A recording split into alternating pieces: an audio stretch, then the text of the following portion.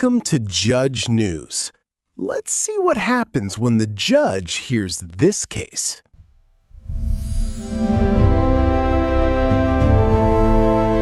Hey, all right. Okay. Please.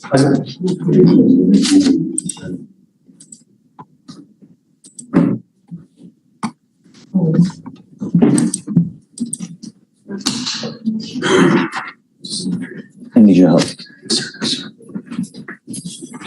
Mr. Bravo, you stand charged with now assault, bodily injury. You're facing up to a year in jail and or a $4,000 fine. We're going to do probable cause. You have the right to remain silent. Anything you say can or will be used against you. You have the right to have an attorney present during questions and interviews with the state of Texas. If you cannot afford a lawyer will be appointed to represent you, sir.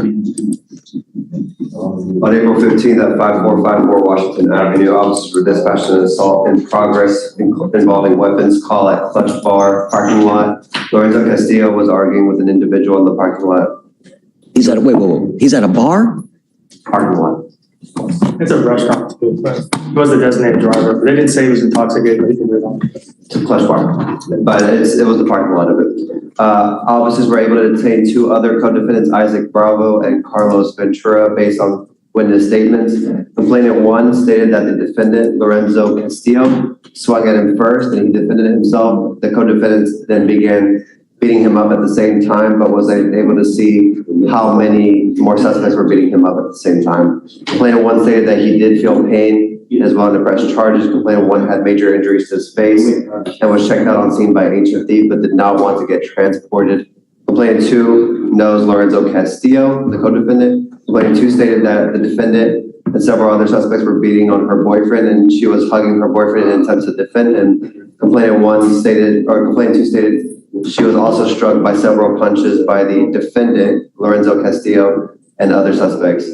The complainant two had blood on her hands and clothing, but she stated that the blood was from her boyfriend's injuries. Complainant two pointed out a bump on her head and stated she felt pain from that bump. Witnesses viewed the defendant and co-defendants assaulting complainant one and tried to separate the complainant two from the incident as she was getting assaulted. Defendant Castillo and co-defendant Carlos Ventura went and opened the door to the car and continued to assault complainant one.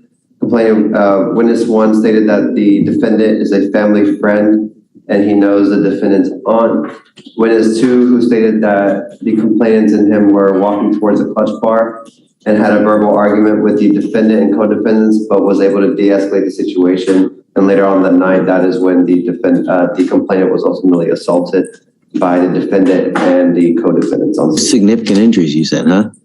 Checked by HFD, Your Honor. I have checked because the complainant one stated on scene that he's going to go to the ER on his own. He didn't want to pay for the bill. So I'm going to check with that complainant to see if there's anything more and subpoena those records. And Judge, the police report reads this when it says defendants. I think this offense report or whatever the summary is of 3 people. And so he's reading Ventura and he's reading Castillo. And they're and defendant. Very well, it's convoluted and defendant in terms of there's nothing saying what he did. They said that Ventura and Castillo went and opened the car door, started fighting this guy. According to my client, he was the designated driver. They went into this place to go eat. The other guys were drinking.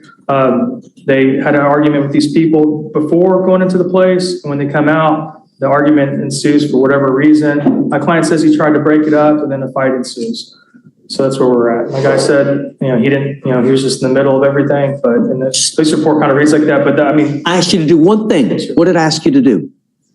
Stay out of trouble. You picked up an assault. Now we're revoking your bond on the DWI. You're going to jail. And I'm telling you now, you pick up a third case, I'm going to make your bond so high you're going to flip.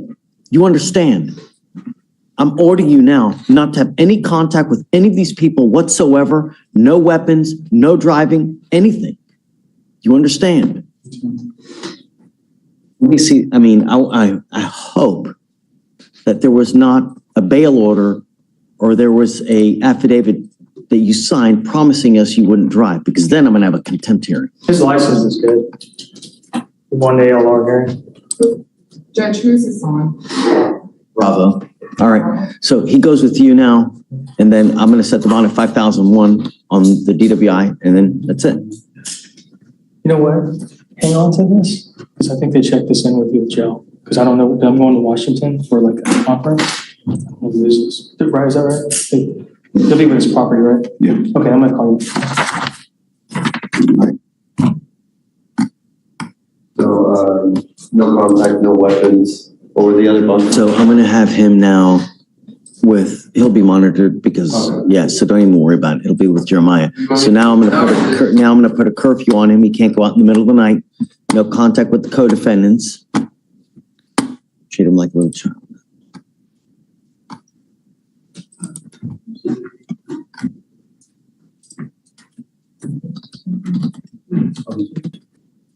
Ricardo, Approach. hi. I'm approaching on Sammy Bueno. Is he in jail? He's in custody, Judge. Okay. This is one of those cases where it's there go I or something, I think is the They're saying. alive? I'm sorry? That they're alive? No, it could be you, it could be me, just one of those, I think that's a saying. But just talking to this guy, he's not, there's a competency eval that I gotta submit, okay? The issue is that takes 30 days to come back. So he's gonna be sitting in jail for 30 days. We got an offer of time served on a failed to ID. And so he can't do that because I don't think he's competent. And so he's gonna be sitting in jail for 30 days. My understanding is, looking at his history, he's having situations in jail. He's telling me he's having situations in jail, and I understand that just talking to him, he would be susceptible to that. So basically what I'm trying to do is release him to a program, directly to a program, if they're able to hold him, if they have a bed for him. I'm trying to make that happen. I've talked to Pavel. He seems open to it with more info. I need to see if you're open to releasing him directly to the mental health center, the Harris Center, if I'm able to make that happen. But that would require a PR bond. No. Because of how many times he's taken off on us. I get it. You know? He's homeless, Judge. I get it, but that doesn't excuse that your failure to come to court, right? You're still expected to come to court, especially with how many priors. He's got a laundry list of priors, and some of them are serious, you know? I get it. Now he picked up another assault. What happened with this newest assault, Pavel? Judge, he was on bond for assault, and he picked up a felon ID. In the assault, though, that was January 18th. The defendant punched the complainant with a closed fist to her face to the point where she fell to the ground. Stated she felt pain. This all took place at the Behavioral Hospital for Mental Illnesses. Let me give a little background, if I may, Judge. So supposedly this all happened. He went to, first it's at a mental health. Hold on a second. Hold on. Do you mind bringing him out? He needs to hear this. Yeah. What's his name? Sammy Bueno. And Judge, actually, you weren't here. Trinidad was here at the time. So Trinidad was originally on the ABI. When we were here, he was out on bond. He showed up, he sat here, and he had some concerns for his mental health because he was making comments at the time. So, Like what kind of comments? suicidal comments. So we left him out on bond. Trinidad filed a motion saying he's competent, but he's hearing voices, like just, I guess, is like a CYA kind of situation. But we have something on record saying he is competent, but my understanding is today he may not be competent. That's why we're filing. That's why defense wants the motion for competency. And Judge, My only issue is that, great, we can send them there. How do we know that they're protected though? Right. What if he lets loose in another behavioral center in the MHMRA place? that's the thing, Judge. I can't. We can talk to him. We can inquire as to why he missed those court dates. I think you'll see where I'm coming from. That's not relevant to these cases. It's a failed to ID and it's an assault. Him missing the court date. If we just talk to him. No. Don't want to. If I let him out to the MHMRA, the Harris Center, what's to say he doesn't go and beat everybody up there? Yeah, I get it. I can't guarantee that. I get it, Judge. I get it. But I'm trying to get him some help, you know? I get. 30 days in jail is not the help, you know? Bueno, Yes, sir. how are you? How's jail? The job been all right. Do you know why you're here? Yeah, for warrants. Tell me again. Once, Come closer. Come to the bar. I can't hear you. one, Correct. For what though? no, just, The assault. assault, no. You know what happened with the assault as to why you got arrested? I was in a mental health hospital. And then what happened?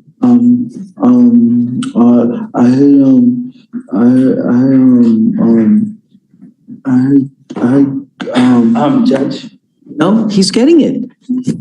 You're doing great, Mr. Bueno. You're doing fantastic. Judge, this may go into, Well, my point is that I got hungry, and I asked the lady, I asked the guy for some food. Judge, this is going into. okay, Mr. Bueno, your lawyer here, Mr. Laredo, wants to get you into the Harris Center to get you help. My fear is that if we do that, another assault will occur. And I do not want that to happen. The reason you are here is because no self-control. You must exercise self-control. Do you understand? That's why you were in jail. Because when you get angry, you start going like this. And that's not what we do. Do you understand? How do I know if we take you to the Harris Center that it's not going to happen again? I wasn't on my medicine at the time. I guess taking my medicine will help me to stay in self-control. Are you taking it now? You're not taking your medication now? Because I don't know which way to how to get my medicine. Can we get him into medical or something so we can get him to the medicine that he needs? Judge, my understanding is that based on what I have access to, he's on something. They're prescribing something, Risperdal, I think. Let me see. From what I'm able to check on. What I saw. So he's on something, to my understanding. Supposed to be on 5 medicines. 5 different medicines. Judge, and this is one of those cases where I don't want to say too much, you know, but We're here as, schizophrenia pops up so much on his history, Judge. For years, it's been popping up, and so it's.